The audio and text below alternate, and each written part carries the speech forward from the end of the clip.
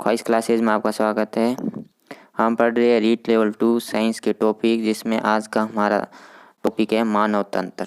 और जो मानव तंत्र है उसमें से जो पाचन तंत्र है वो आज हम पढ़ेंगे। तो शुरू करते हैं आज का टॉपिक।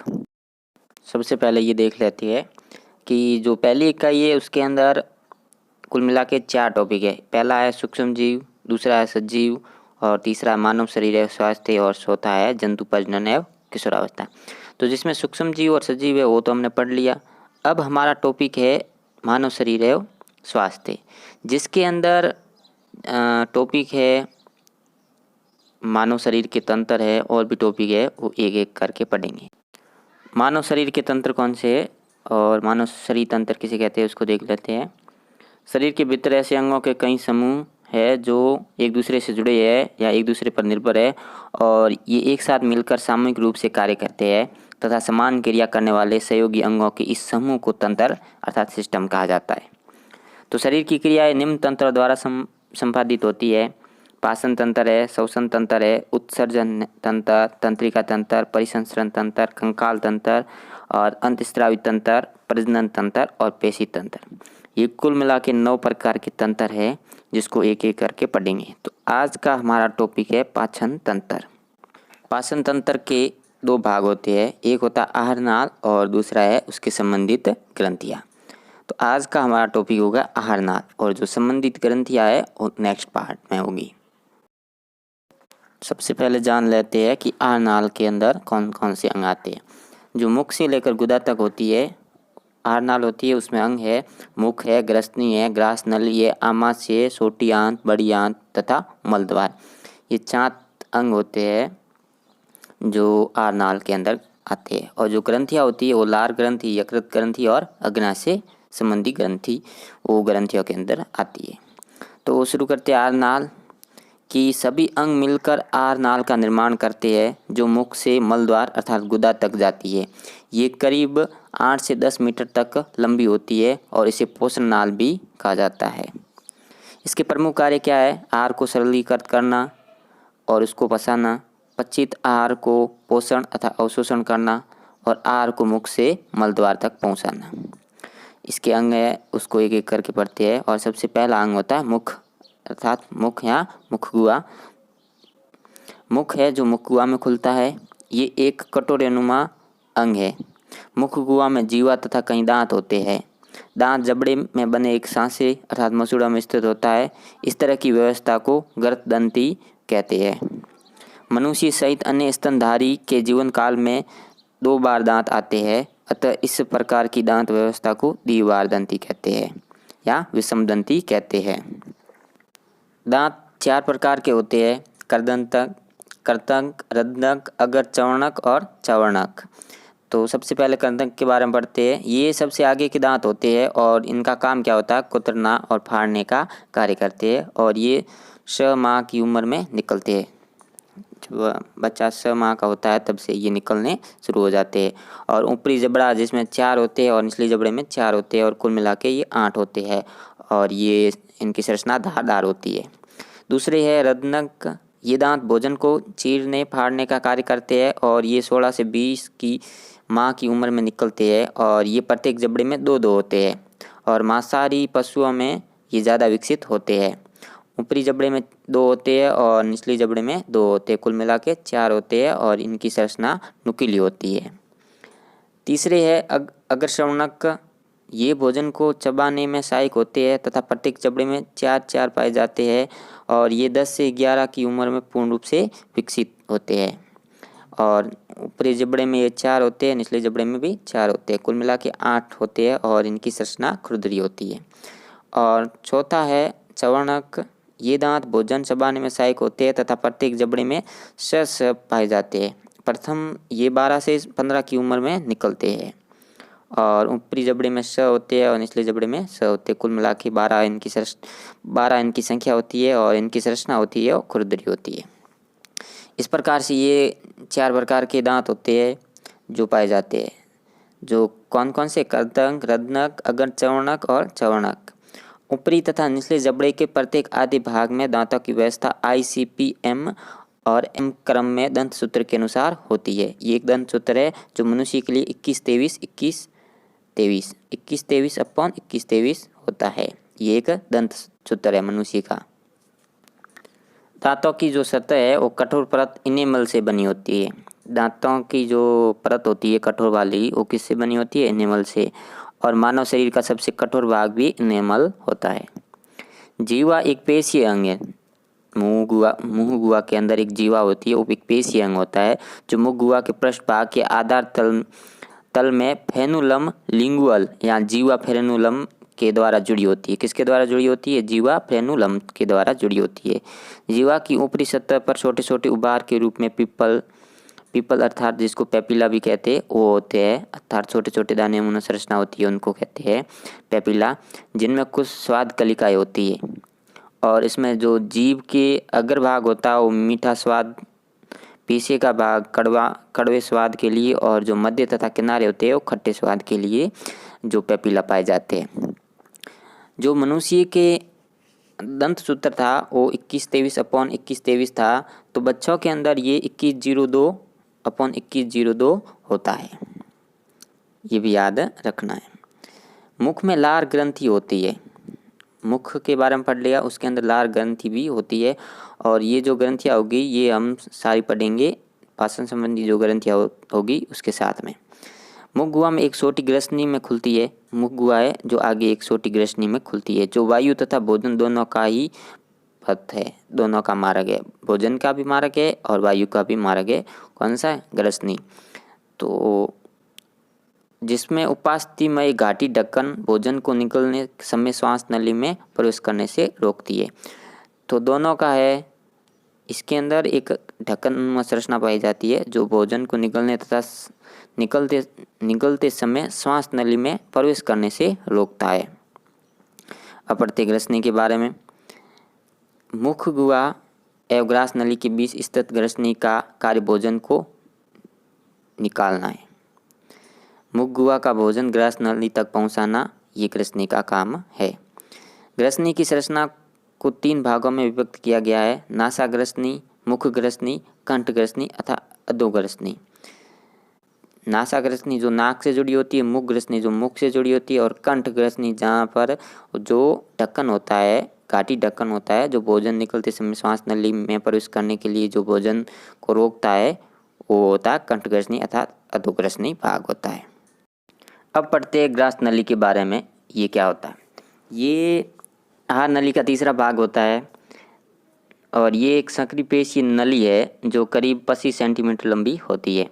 ये ग्रसनी के निचले भाग में प्रारंभ होकर गिरवा तथा वक्ष स्थल से होती हुई मध्य पट से निकलकर उदर गुहा में प्रवेश कर, और इसका मुख्य काम होता है भोजन को मुख गुहा से आमाशय में पहुँचाना।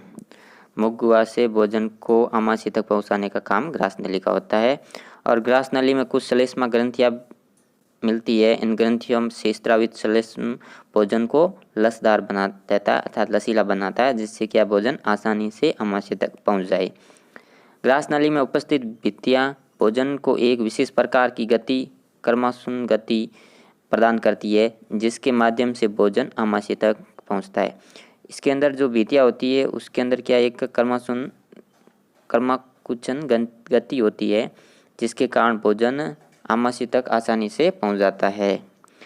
ग्रास नली के शीर्ष पर ऊतकों का एक पल्ला होता है। ये पल्ला घाटी ढक्कन या एपिग्लॉटिक्स कहलाता है। जो हमने पहले बात की थी ग्रसनी के अंदर, वही जो क्या होता है भोजन को श्वास नली में जाने से रोकता है, वो घाटी ढक्कन या एपिग्लॉटिक्स कहलाता है। भोजन निकलने के दौरान ये पल्ला बंद हो जाता है तथा भोजन को श्वास नली में प्रवेश करने से रोकता है। ये होती है ग्रास नली। नेक्स्ट भाग है आहार नाल का आमाशय। इसके अंदर क्या होता है उसको देख लेते हैं कि आहार नाल का ग्रास नली से आगे का भाग होता है वो आमाशय होता है। ये एक पेशीय जे आकार की संरचना है जो ग्रास नली व ग्रहणी के मध्य तथा उदर गुहा के बाएं हिस्से तथा मध्य पट के पीछे स्थित होता है। ये जे आकार की संरचना होती है और ग्रास नली और ग्रहणी के मध्य उदर गुहा के बाह्य हिस्से में, कौन से हिस्से में? बाह्य हिस्से में मध्य पट के पीछे स्थित होती है आमाशय, ठीक है।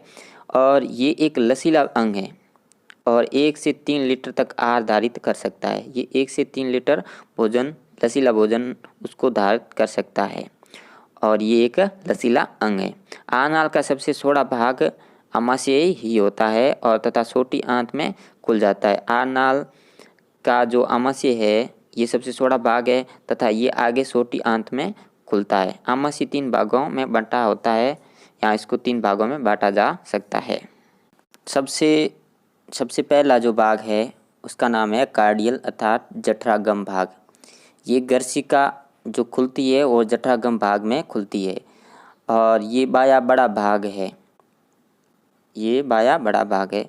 और जठर निर्गमनी भाग ये आमाशय का दाहिना भाग है जहाँ से आमाशय छोटी आंत में जुड़ता है। और जो फंडिस भाग है ये जो ऊपर जठरागम भाग है और निर्गमी भाग है इन दोनों के मध्य का भाग है और ये मध्य पट के ठीक नीचे उपस्थित होता है। ये आमाशय के 3 भाग होते हैं।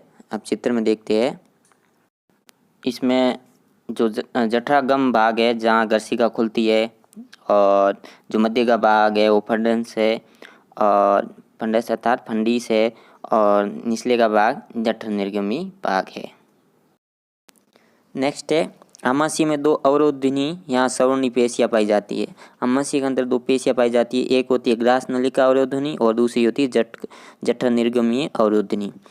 इनका क्या काम होता है, ये आमाशय में भोजन सामग्री के पारगमन को नियंत्रित करती है। जिसमें ग्रास नलिका अवरोधिनी क्या करती है, ये गर्सिका और आमाशय को विभाजित करती है तथा आमाशय से अम्लीय भोजन को ग्रास नली व ग्रसनी में जाने से रोकती है। मतलब आमाशय के अंदर जो अम्लीय भोजन होता है उसको वापस जाने नहीं देती है। किसके अंदर, ग्रास नली और ग्रसनी के अंदर जाने नहीं देती है अर्थात रोकती है, वो ग्रास नलिका अवरोधनी होती है। और जो जठर निर्गमी अवरोधनी होती है आमाशय व छोटी आंत को विभाजित करती है तथा आमाशय से छोटी आंत में भोजन को निकास नियंत्रित करती है। ये 2 प्रकार के अवरोधनी होती है जो भोजन को एक वापस जाने से रोकती है और दूसरा आगे भोजन भेजने में नियंत्रित करती है। अब है आमाशय के संबंधी महत्वपूर्ण कुछ बातें, उसको देख लेते हैं या पॉइंट कि आमाशय की आंतरिक सतह श्लेष्मा, HCl तथा पाचक रस स्रावित करती है। आमाशय की जो आंतरिक सतह होती है वो हाइड्रोक्लोरिक अम्ल और पाचक रस स्रावित करती है। श्लेष्मा अर्थात म्यूकस आमाशय को आंतरिक सतह को सुरक्षा प्रदान करता है। जो आमाशय का सबसे आंतरिक भाग होता है जिसको श्लेष्मा कहता है वो क्या करता है, आमाशय की आंतरिक सतह को सुरक्षा प्रदान करता है। और अम्ल अनेक जीवाणुओं को नष्ट करता है जो भोजन के साथ वहाँ तक पहुँच जाते हैं। साथ ही ये अम्लीय माध्यम बनाता है जिसमें पाचक रसों को क्रिया करने में सहायता मिलती है। जो HCl होता है ये क्या करता है, जीवाणुओं को नष्ट करता है और अम्लीय भोजन को अम्लीय माध्यम प्रदान करता है। और पाचक रस, जैसे इसको जठर रस भी कहते हैं, प्रोटीन को सरल पदार्थों में तोड़ देता है और इसमें जो पाचक रस स्रावित होते हैं वो क्या करते हैं, प्रोटीन को सरल पदार्थों में तोड़ देते हैं। और जो आमाशय में प्रोटीन का पाचन होता है, कार्बोहाइड्रेट का पाचन नहीं होता है।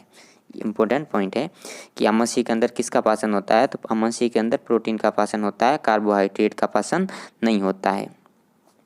और जो जठर रस है, जठर रस को आमाशय रस भी कहते हैं और जठर रस में भोजन को पचाने वाले एंजाइम जैसे पेप्सिन है, रेनिन है पाए जाते हैं।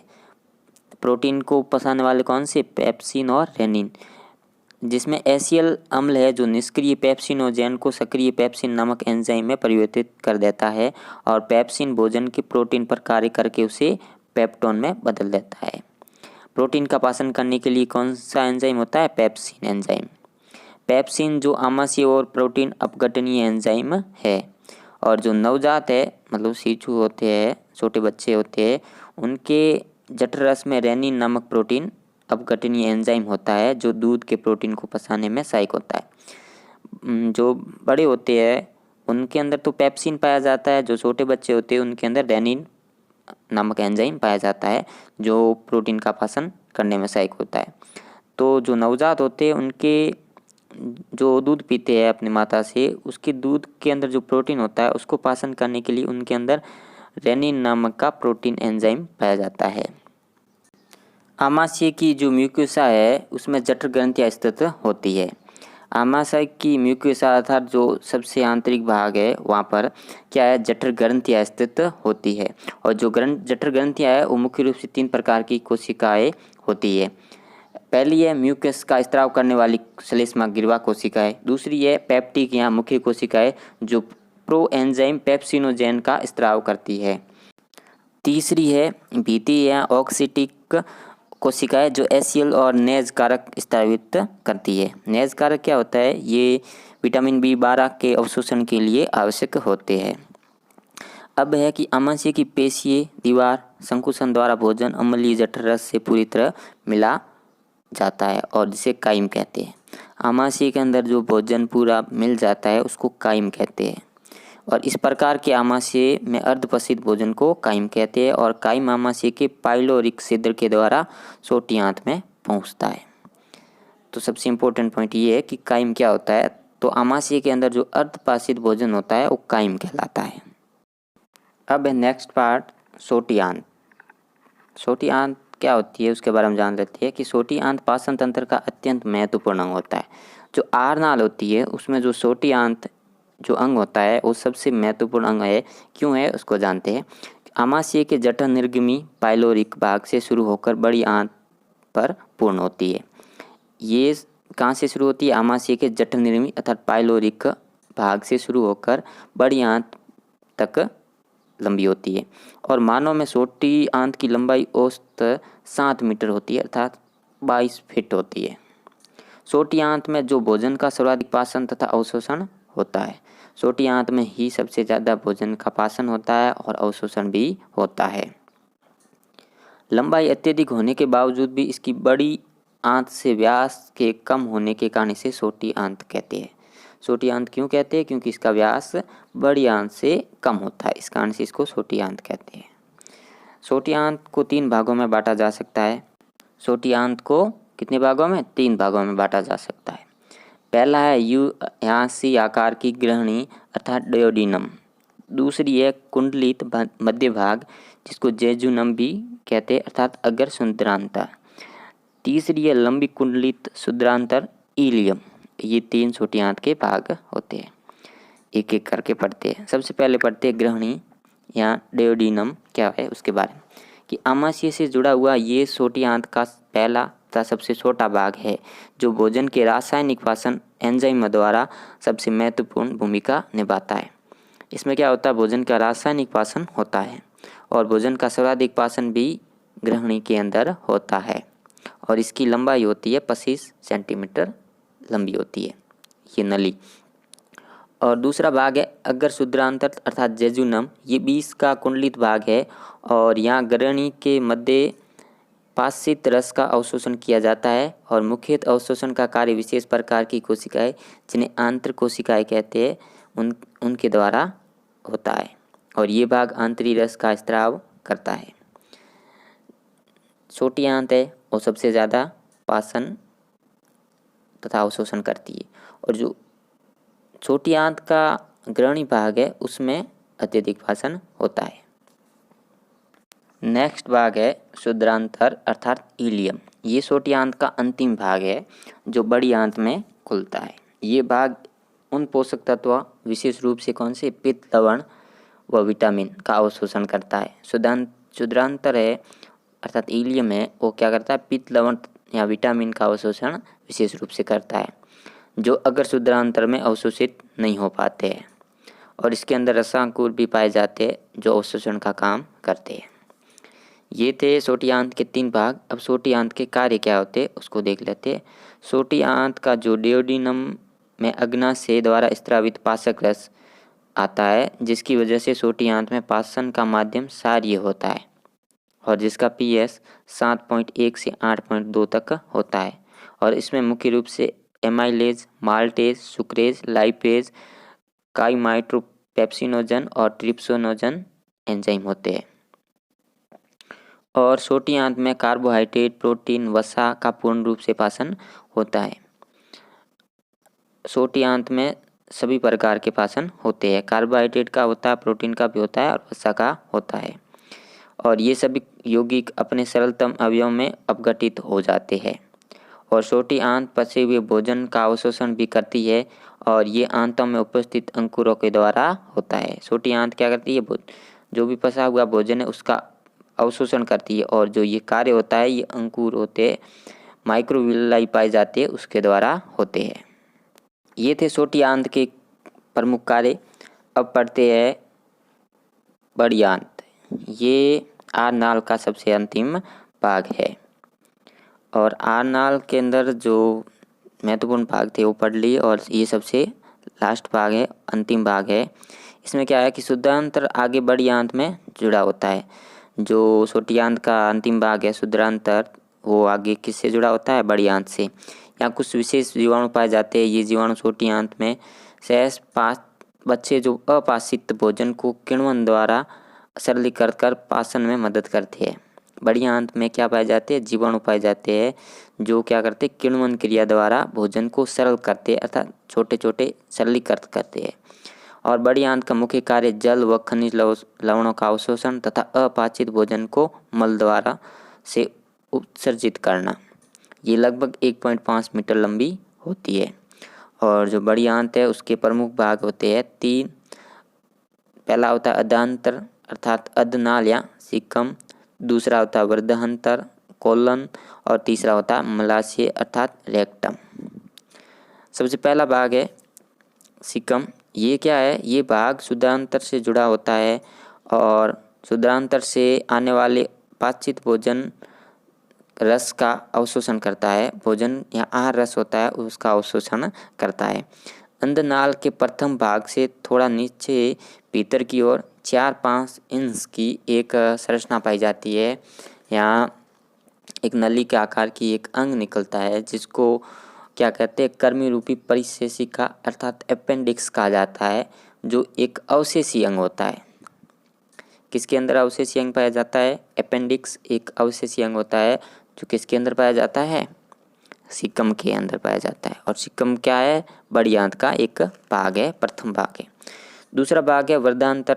ये उल्टे यू आकार की रचना है और इसकी लंबाई ये 1.3 मीटर लंबी नली होती है और ये 4 भागों में विभक्त होती है। आरोही भाग 15 सेंटीमीटर, अनुप्रस्थ भाग 50 सेंटीमीटर, अवरोही भाग 25 सेंटीमीटर और सिग्मा आकार 40 सेंटीमीटर। ये थी वर्धांतर। और बड़ी आंत का जो अंतिम भाग होता है वो मलाशय होता है। ये आरनाल का जो अंतिम भाग है और बड़ी आंत का भी अंतिम भाग है और ये 20 सेंटीमीटर लंबा होता है और पाचित आहार रस के अवशोषण के पश्चात जो शेष रहे जो अपशिष्ट पदार्थों के बाहर निकलने की जो प्रक्रिया को ये संवहनी पेशियों के द्वारा नियंत्रित करती है। मलाशय में क्या है कि जो भी अपशिष्ट पदार्थ होते हैं उनकी नियंत्रण संवहनी पेशियों के द्वारा मलाशय करता है। ये था आज का टॉपिक पाचन तंत्र, जिसमें हमने पाचन तंत्र का पहला भाग आहार नाल पढ़ लिया है। अब पाचन ग्रंथियाँ है वो हमारे नेक्स्ट पार्ट में पढ़ेंगे।